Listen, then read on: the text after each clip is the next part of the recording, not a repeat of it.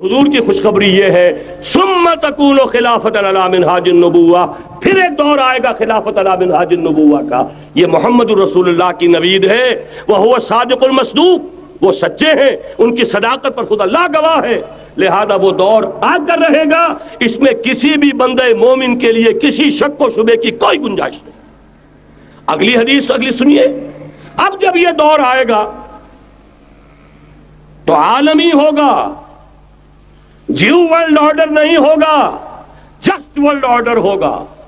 یہ new world order NWO، حقیقت میں جیو ورلڈ آرڈر ہے JWO، لیکن اسی کو بدلنا ہے جسٹ ورلڈ آرڈر آف اسلام، اور وہ گلوبل ہوگا۔ دو حدیثوں کا تذکرہ کر دوں۔ حضرت ثوبان حضور کے ایک آزاد شدہ غلام تھے، وہ روایت کرتے ہیں، مسلم شریف کی روایت ہے، یہ صحیحین میں فرماتے ہیں کہ حضور نے ارشاد فرمایا ان اللہ زوالی الارض فرأیت مشارقها ومغاربها وان امتی سیبلغ ملکها ما زوی لی منها، رواہ مسلم رحمہ اللہ۔ حضور فرماتے ہیں اللہ تعالیٰ نے میرے لیے پوری زمین کو لپیٹ دیا، یہاں تک کہ میں نے اس کے سارے مشرق دیکھ لیے، سارے مغرب دیکھ لیے، اور سن لو مجھ سے، ٹیک اٹ فرام می، میری امت کی حکومت ان تمام علاقوں پر قائم ہو کر رہے گی جو مجھے زمین کو لپیٹ کر اور سکیڑ کر دکھا دیے گئے۔ گلوبل ہوگی کہ نہیں؟ دوسری حدیث سنیے، یہ پھر مسند احمد ابن حنبل کی ہے۔ حضرت مقداد ابن الاسود رضی اللہ تعالی عنہ فرماتے ہیں حضور نے فرمایا لا يبقى على ظهر الارض بیت وبر ولا مدر الا ادخله الله کلمۃ الاسلام بعز عزیز وذل ذلیل اما يعزهم الله فيجعلهم من اهلها او يذلهم فيدونون لها۔ یہ ہے حدیث مسند احمد ابن حنبل کی۔ اور حضرت مقداد فرماتے پھر میں نے کہا اچھا تب تو ہو جائے گی وہی بات وَيَكُونَ الدِّينُ كُلُّهُ لِلَّهِ، دین کل کا کل اللہ کے لیے ہو جائے گا۔ حدیث کا ترجمہ یہ ہے کہ حضور نے فرمایا روئے زمین پر نہ کوئی اینٹ گارے کا بنا ہوا گھر رہے گا، نہ کوئی اونٹ کے بالوں کے بنے ہوئے کمبلوں کا خیمہ رہے گا جس میں اللہ تعالیٰ کلمہ اسلام کو داخل نہ کر دے۔ لیکن یہ داخلہ دو طریقے سے ہوگا، بعز عزیز و ذل ذلیل، یا صاحب عزت کے اعزاز کے ساتھ، یا کسی مغلوب کی مغلوبیت کے ساتھ، یعنی یا تو اللہ تعالیٰ ان کا اعزاز فرمائے گا اور وہ کلمہ اسلام کے خود قائل ہو جائیں گے۔ جب گھر والا خیمے والا اسلام لے آئے گا تو اسلام اس کے گھر میں داخل ہوگا، اس کو بھی عزت نصیب ہوگی۔ وَلِلَّهِ الْعِزَّةُ وَلِرَسُولِهِ وَلِلْمُؤْمِنِينَ، عزت تو حق ہے اللہ کا، اس کے رسول کا اور اہل ایمان کا۔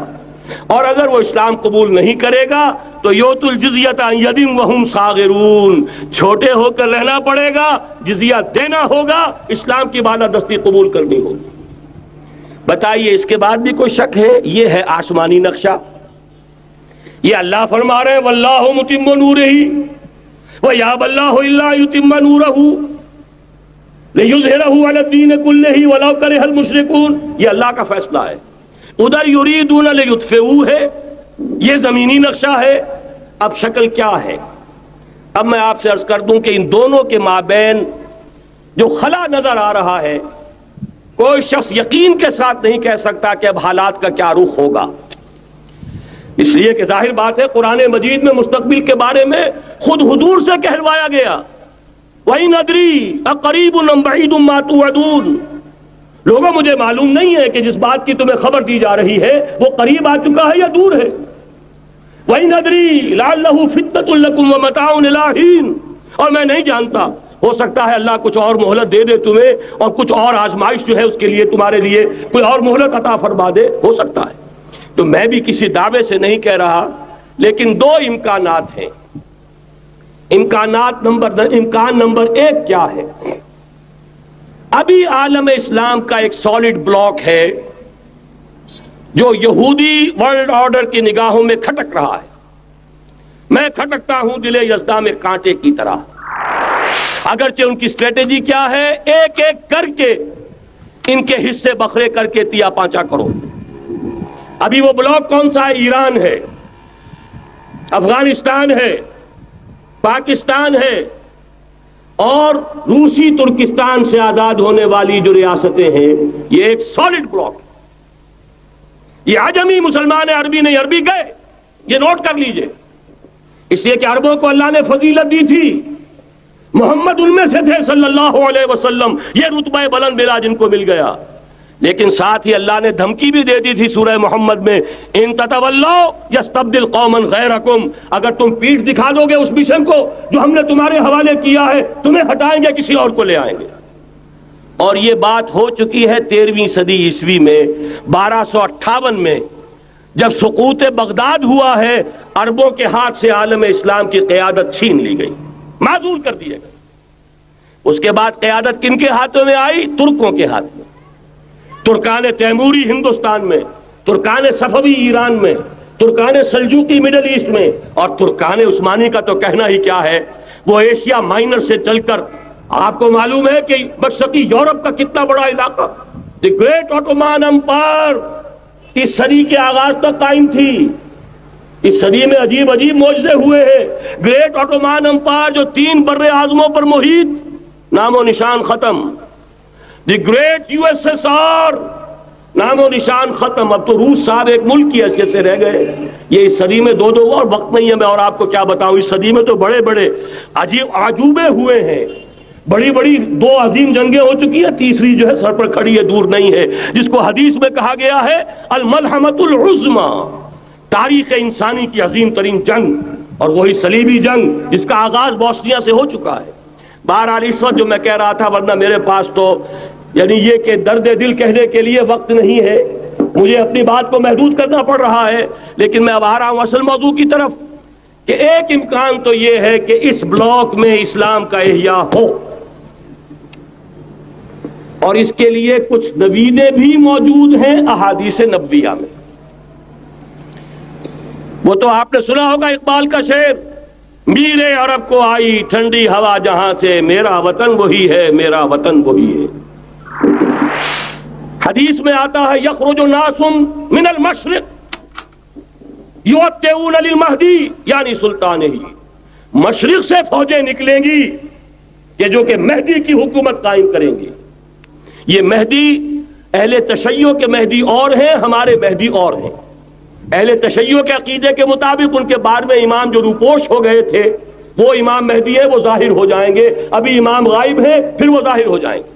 ہمارے نزدیک یہ مہدی پیدا ہوں گے یا ہو چکے ہوں، اور یہ ہوں گے حضرت فاطمہ کی نسل ہی سے رضی اللہ تعالی عنہا. لیکن عالم عرب کے اندر پھر ایک طاقت بن کر ابھریں گے، باطل کی قوتوں کے خلاف جہاد کریں گے. لیکن ان کو مدد آئے گی 2 طرف سے، ایک زمینی مدد آئے گی مشرق سے، ایک آسمانی مدد آئے گی. عیسیٰ ابن مریم کا نزول، حضرت مسیح علیہ الصلوۃ والسلام جو زندہ آسمان پر اٹھائے گئے تھے نازل ہوں گے. اور در حقیقت ان 2 مددوں کے نتیجے میں پھر یہود کا قلع قمع ہوگا، اور یہی گریٹر اسرائیل ان کا گریٹر گریو یارڈ بن کر رہے گا، عظیم تر قبرستان بن کر رہے گا. اس کی بڑی واضح حدیثیں موجود ہیں، اس کی بڑی تفصیلی خبریں موجود ہیں. یہ احادیث کی کتب کے اندر بدقسمتی سے ہماری اس کی طرف توجہ نہیں. ایک تو یہ ہو سکتا ہے. اسی طریقے سے ایک اور حدیث ہے، یخرج من خراسان رایات سود، اور یہ مسلم شریف کی روایت ہے، نوٹ کیجئے گا، نہیں ترمذی شریف کی روایت ہے. یخرج من خراسان رایات سود لا یردها شیء حتی تنصب بإیلیا. اور خراسان حضور کے زمانے میں آج کے افغانستان کا نام تھا. یہ افغانستان میں جو جہاد ہوا ہے، غلطیاں ہوئی ہیں اور غلطیوں کا خمیازہ بھگت رہے ہیں. یہ تو اللہ تعالیٰ کی سنت ہے جس میں اللہ نے صحابہ کو بھی ایگزمپٹ نہیں کیا، غلطی کی سزا دی ہے. 35 صحابہ کی غلطی غزوہ احد میں ہوئی، جہاں سے حکم تھا کہ مت ہٹنا، 50 میں سے 35 ہٹ گئے. نتیجہ کیا نکلا؟ فتح شکست میں بدل گئی، 70 صحابہ شہید ہو گئے. اللہ تعالیٰ نے فرمایا وَلَقَدْ صَدَقَكُمُ اللَّهُ وَعْدَهُ إِذْ تَحُسُّونَهُم بِإِذْنِهِ حَتَّىٰ إِذَا فَشِلْتُمْ وَتَنَازَعْتُمْ فِي الْأَمْرِ وَعَصَيْتُمْ مِن بَعْدِ مَا أَرَاكُم مَّا تُحِبُّونَ. مسلمانوں ہم سے گلہ نہیں کر سکتے، ہم نے اپنا وعدہ سچا کر دکھا دیا تھا جبکہ تم انہیں گاجر مولی کی طرح کاٹ رہے تھے. لیکن جب تم ڈھیلے پڑ گئے، تم نے ڈسپلن کو توڑا، تم نے اختلاف کیا تو سزا دی ہم نے۔ تو اگر صحابہ کرام رضوان اللہ تعالی علیہم اجمعین، خیر الناس بعد الانبیاء، پوری نوع انسانی کے اندر انبیاء کے بعد بلند ترین انسان، اگر ان کی بھی غلطی کا خمیازہ جو ہے اللہ نے چکھایا، کیوں چکھایا؟ ضروری تھا، آئندہ کے لیے سبق ہو جائے۔ یہ وَلِيُمَحِّصَ مَا فِي قُلُوبِكُمْ، تاکہ تمہارے دلوں کے اندر اگر کہیں کوئی کھوٹ ہے اور پاک کر دیں ہم۔ اس لیے بہرحال غلطیاں ہوئی ہیں افغانستان میں، ایک امام کے ساتھ بیعت نہیں تھی، بلکہ بدقسمتی اور بڑھ کر یہ ہے بیعت کر کے توڑ دی۔ عبد الرسول سیاف صاحب کے ہاتھ پر ہمارے پاکستان کے 7 گروپ جو تھے، انہوں نے عین حرم میں بیٹھ کر بیعت کی اور پاکستان آ کر بیعت توڑ دی۔ سزا اس کی مل رہی، آپس کی خانہ جنگی یوں ہی نہیں ہو رہی، کوئی سبب ہے، لہذا یہ سزا تو ملے گی، لیکن جتنا خون یہاں پر خلوص کے ساتھ دیا گیا ہے اس کی مقدار بھی کم نہیں ہے۔ یہاں سے خیر برآمد ہوگا۔ اور دوسری بات اپنے بارے میں نوٹ کر لیجئے، یہ پاکستان، بچا کھچا Pakistan, what remains of Pakistan, یہ اصل میں ہے کیا؟ مولانا بہت خوبصورت انداز میں فرما رہے تھے، یہ 313 نہیں تھے، اسلام تھا۔ اسی طرح نوٹ کیجئے، پاکستان نہیں ہے، 4 صدیوں کی تجدیدی مساعی کا حاصل ہے۔ آپ نے کبھی نوٹ کیا ختم نبوت کے بعد اب سب سے اونچا منصب کس کا ہے؟ مجددین۔ سنن ابی داؤد کی روایت، ان اللہ یبعث فی هذه الامہ علی راس کل 100 عام من یجدد لها دینها۔ اور نوٹ کیجئے کوئی بات ہے، 1000 برس تک سارے مجدد عالم عرب میں پیدا ہوئے، جیسے ہی دوسرا 1000 سال شروع ہوا، الف ثانی کا مجدد اعظم شیخ احمد سرہندی کہاں تھا؟ صنم خانہ ہند میں حاضر ہوا۔ میں شیخ مجدد کی لحد پر، وہ خاک کے ہے زیر فلک مطلع انوار، گردن نہ جھکی جس کی جہانگیر کے آگے، جس کے نفس گرم سے ہے گرمی اعراض۔ وہ پھر 12ویں صدی کا مجدد اعظم امام الہند شاہ ولی اللہ دہلوی، 13ویں صدی کا مجدد اعظم سید احمد بریلوی، اس کے خون کا امین اور اس کے ساتھ کے شہداء کے خون کا امین، ان کے جسموں کا امین آپ کا خطہ ہزارہ، آپ کا خطہ سوات، اس میں ان کی جانیں ہیں جو دی گئی ہیں۔ اور وہ نہایت میں آپ سے عرض کر دوں، دور صحابہ کے بعد اتنا خالص اسلامی جہاد پوری مسلمان تاریخ میں نہیں ملے گا جتنا وہ تحریک شہیدین کا۔ 14ویں صدی ہجری میں شیخ الہند جیسا مجاہد اعظم کہ انگریز نے گرفتار کر کے قید بھی کیا ہے، تو کہاں ہندوستان میں نہیں، جزیرہ مالٹا بحر روم میں۔ اقبال کے نفس سے ہے لالے کی آگ تیز، ایسے غزل سرا کو چمن سے نکال دو۔ کہیں ہندوستان کی کسی جیل میں ہوا تو شاید اس کے نفس کی گرمی ہی سے کوئی حرارت پیدا ہو جائے۔ اور اسی صدی میں 14ویں صدی ہجری میں اقبال جیسا مفکر، اسی 14ویں صدی ہجری میں مودودی جیسا مصنف، اسی 14ویں صدی ہجری میں مولانا الیاس جیسا مبلغ رحمہم اللہ، عظیم شخصیتیں آج پورے عالم اسلام میں آپ کو تبلیغی دوست ملیں گے۔ یہ کہاں سے شروع ہوئی تحریک؟ دہلی کی ایک چھوٹی سی مسجد سے، وہ مسجد بنگلے والی اب تو بڑی عالیشان ہو گئی ہے، جب وہاں شروع ہوا تھا کام بڑی چھوٹی سی مسجد۔ یہ سارے کام یہاں کیوں ہوئے؟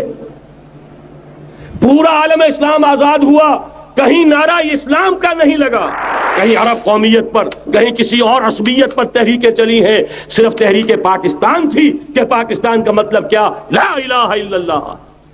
کوئی سبب ہے کہ یہاں قرارداد مقاصد پاس ہوئی، حاکمیت اللہ کی ہے، کہ اکبر نام لیتا ہے خدا کا اس زمانے میں۔ یہ سارا ماضی سامنے رکھیے اور حضور کی دی ہوئی پیشین گوئیوں کا مستقبل سامنے رکھیے، ان دونوں سے ثابت ہوتا ہے اس خطہ ارضی سے کچھ ہونا ہے۔ اگرچہ بھٹکے ہوئے ہیں، لیکن کبھی بھولی ہوئی منزل بھی یاد آتی ہے راہی کو، اور بھٹکے ہوئے آہو کو پھر سوئے حرم لے چل۔ اس کی ضرورت ہے مسلمان کو پھر اس کا مقصد یاد دلایا جائے۔ پاکستان اس لیے نہیں بنایا گیا تھا کہ ہمارے ہاں ٹاٹے اور برلے نہیں تھے تو ہمارے پاس اس کے بھی باپ وجود میں آ جائیں، اس لیے تو نہیں بنایا گیا تھا۔ پاکستان اس لیے نہیں بنایا گیا تھا کہ جاگیرداروں کی جاگیرداریاں محفوظ ہو جائیں، پاکستان اس لیے تو نہیں بنایا گیا تھا۔ اور یہ کہ نمازیں اور مسجدیں تعمیر ہو جائیں، مسجدیں تو امریکہ میں تعمیر ہو رہی ہیں، عالی شان سے عالی شان، اس لیے پاکستان نہیں بنا تھا۔ آج بھی مسلمان، میں معذرت سے عرض کر رہا ہوں مولانا سے، آج بھی بھارتی مسلمان کی ایوریج نمازی ہونے کے اعتبار سے پاکستانی مسلمان سے کہیں بہتر ہے۔ آج بھی برقع نظر آ جائے گا تو ہندوستان میں نظر آ جائے گا۔ میں نے اپنی آنکھوں سے دیکھا چند سال پہلے، جب مکہ مسجد حیدرآباد دکن میں 3 دن مسلسل میری تقریریں ہوئی ہیں، 10,000 مرد اور 5,000 خواتین، اور ان میں سے کوئی بغیر برقعے کے نہیں تھی۔ ایک سیلاب نظر آ رہا تھا برقعوں کا کہ جب جلسہ ختم ہوا ہے رات کے 12 بجے 3 دن تک متواتر۔ یہاں کہاں نظر آئے گا برقع آپ کو؟ یہاں تو جس کے بعد 2 پیسے ہو گئے اس نے سب سے پہلے برقع اتار کے پھینک دیا۔ معلوم اچھی طرح سمجھ لیجئے، یہ چیزیں تو وہاں زیادہ ہیں یہاں کی نسبت۔ اصل ضرورت تھی کہ یہاں اس نظام کو قائم کیا جائے، وہ نظام عدل اجتماعی، وہ جس میں حریت ہو، جس میں عام آدمی بھی خلیفہ وقت کو ٹوک سکے۔ یہ کرتا کیسے بن گیا؟ ایک خاتون بھی کھڑی ہو کر دامن پکڑ لے، عمر تمہیں کیا حق ہے کہ ہمارے مہر کے اوپر پابندی لگا رہے ہو، جبکہ اللہ نے نہیں لگائی۔ اللہ قرآن میں قنطارہ کا لفظ استعمال کر رہا ہے۔ ڈھیروں سونا دے دے کوئی شخص اپنی بیوی کو مہر کے اندر، طلاق دیتے وقت اس میں سے کچھ نہیں لے سکتا، آپ کون ہوتے ہیں ہمارے حق کے اوپر پابندی لگانے والے؟ اور عمر نے کہا، آج ایک بڑھیا نے وہ اب عمر کو دین سکھایا، آرڈیننس واپس۔ حضرت سعد بن ابی وقاص رضی اللہ تعالی عنہ جو فاتح ایران تھے، وہ گورنر ایسے ہی نہیں بن گئے تھے ریوڑیاں بٹی ہو اور گورنر ہی مل گئی ہو، وہ تو خود فاتح تھے ایران کے، اس لیے گورنر تھے۔ صرف ایک پرچہ پہنچا ہے بارگاہ خلافت میں، حضرت عمر فاروق کے پاس انفارمیشن آئی، سعد نے اپنے گھر کے باہر ڈیوڑی بنا لی ہے اور ایک دربان کھڑا کر دیا ہے۔ حضرت بلال کو بھیجا ہے رقعہ دے کر، اور یہ حکم تھا کہ بلال پہلے تو جاتے ہی ڈیوڑی میں آگ لگا دینا، پھر یہ رقعہ دینا میرا۔ اور رقعے میں لکھا ہوا تھا، اے سعد، لوگوں کو ان کی ماں نے آزاد جانا تھا، تم نے انہیں اپنا غلام کب سے بنا لیا ہے؟ یہ دربان کھڑے کر دیے اپنے آگے۔ وہ حریت، وہ مساوات کہ جا رہا ہو خلیفہ وقت اور چارج لینے جا رہا ہے بیت المقدس کا، کوئی ذاتی علاج کے لیے نہیں جا رہا، سیر و سیاحت کے لیے نہیں جا رہا، چارج لینے کے لیے بالکل سرکاری وزٹ ہے، آفیشل وزٹ ہے، اسٹیٹ وزٹ ہے۔ اور حال کیا ہے؟ 700 میل کا فاصلہ طے کرنا اور ایک اونٹنی، کوئی انٹوریج نہیں، کوئی خدم و حشم نہیں، کوئی جمبو جٹ بھرے ہوئے نہیں، کچھ نہیں، ایک اونٹنی، ایک خادم۔ اس ایک اونٹنی پر چونکہ راستے کا راشن بھی ہے لہذا 2 آدمی نہیں بیٹھ سکتے، ایک بیٹھ سکتا ہے۔ ایک منزل خلیفہ وقت بیٹھا ہوا ہے اوپر اور خادم نکیل پکڑ کر چل رہا ہے، اگلی منزل خادم اوپر بیٹھا ہے اور خلیفہ وقت عمر بن الخطاب رضی اللہ تعالی عنہ اور وہ آگے آگے نکیل پکڑ کر چل رہے ہیں۔ یہ نظام چاہیے آج نوع انسانی کو۔ اس کے انتظار میں، اس کی تلاش میں نوع انسانی نے کتنے تجربے کر لیے، کیسی چھلانگیں لگائیں، ملوکیت ختم کی، آسمان سے گرا کھجور میں اٹکا، جمہوریت آئی نام نہاد، لیکن وہ سرمایہ دارانہ نظام بن کر آگے سے بڑھ کر لعنت بن گئی۔ پہلے جاگیردار مسلط تھا، اب سرمایہ دار اور کارخانے دار مسلط ہو گیا۔ اس سے نکلنے کے لیے زور لگایا، کمیونزم کی طرف گئے، چھلانگ لگائی، اب ایک پارٹی ڈکٹیٹر بن کر بیٹھ گئی۔ انسان رست از یک بنتا افتاد در بندے دیگر، ایک چیز سے غلامی سے نجات پاتا ہے، دوسری میں پھنس جاتا ہے۔ اور کیوں؟ کہ وہ نظام عدل اجتماعی جو محمد عربی کو دے کر بھیجا گیا تھا، اس کے کسٹوڈین سوئے ہوئے ہیں، اس کے کسٹوڈینز کو اندازہ ہی نہیں۔ یہ نسخہ تو ہمارے پاس تھا، ہمیں عمل کرنا تھا اور دنیا کے سامنے پیش کرنا تھا۔ پاکستان بنایا اس لیے گیا تھا کہ ہم اس کا ایک نمونہ دنیا کے سامنے پیش کریں گے۔ قائد اعظم نے فرمایا تھا کہ ہم یہ چاہتے ہیں کہ پاکستان کی صورت میں عہد حاضر میں اسلام کے اصول حریت و اخوت و مساوات کا ایک نمونہ قائم کر کے دکھائیں۔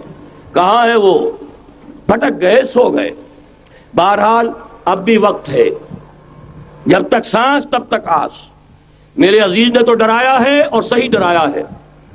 اللہ تعالیٰ نے 25 برس انتظار کیا تھا، پہلے عذاب کا کوڑا پھر مارا ہماری پیٹھ پر۔ وَلَنُذِيقَنَّهُم مِّنَ الْعَذَابِ الْأَدْنَىٰ دُونَ الْعَذَابِ الْأَكْبَرِ، بڑے عذاب سے پہلے چھوٹا عذاب کا مزہ چکھائیں گے۔ لَعَلَّهُمْ يَرْجِعُونَ، شاید کہ لوٹ آئیں۔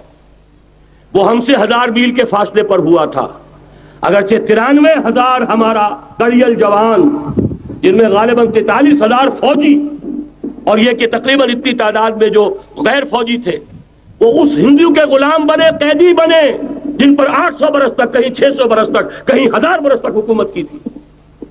اتنی بڑی شکست کا کلنک کا ٹیکا ہماری پیٹھ پر پڑا۔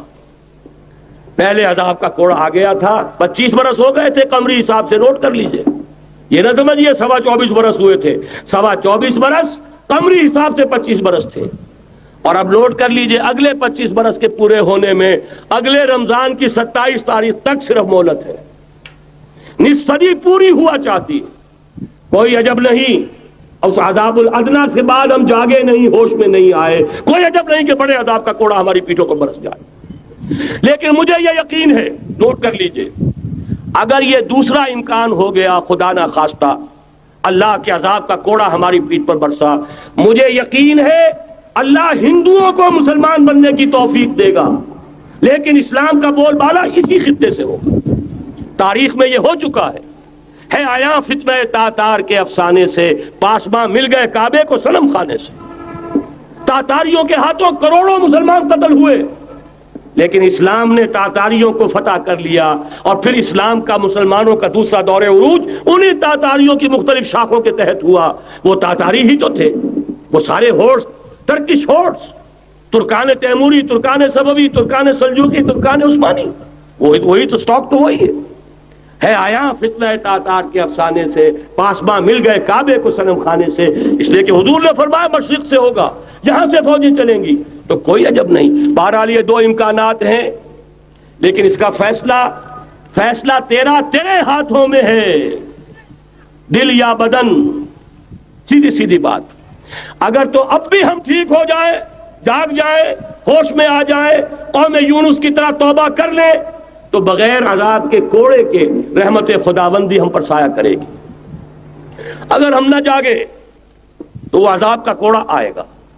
یہ نہیں میں کہہ سکتا ان ادری قریب بعید ما توعدون، یہ میں نہیں کہہ سکتا، یقین کے ساتھ جانتا ہوں کہ آئے گا، لیکن یہ کہ اس کے بعد بھی یہیں سے بول بالا ہوگا۔ اگر ہمارے ذریعے نہیں تو ان کے ذریعے سے، جو ہمیں شکست دے کر پھر اسلام قبول کر لیں گے۔ لیکن کیوں نہ پہلے ہی راستے پر چلنے کی کوشش کریں۔